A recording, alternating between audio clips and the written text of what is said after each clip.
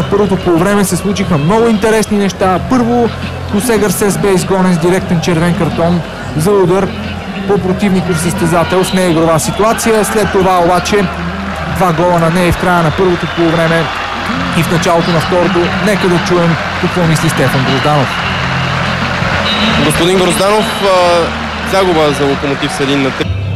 Няколко думи все пак за това, за съдийството на Антон Генов, след като показа червен картон на Гарсес и ви остави повече от полувреме с 10 души. Аз мисля, че имаше същата ситуация с Гошо Марков и Ней, където Ней беше издритан същата дестотка.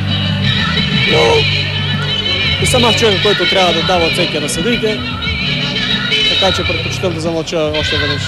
Мача беше официален дебют за Машадо, някакво да ми знае. Отличен дебют.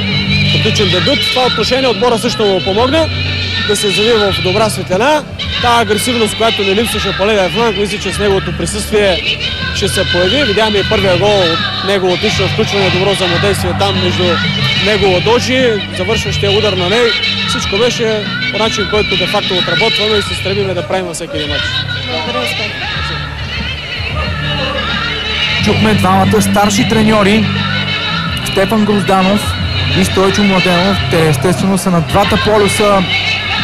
ЦСК победи Локомотив София с 3-1 след хет-трик на този футболист, бразилецът Ней.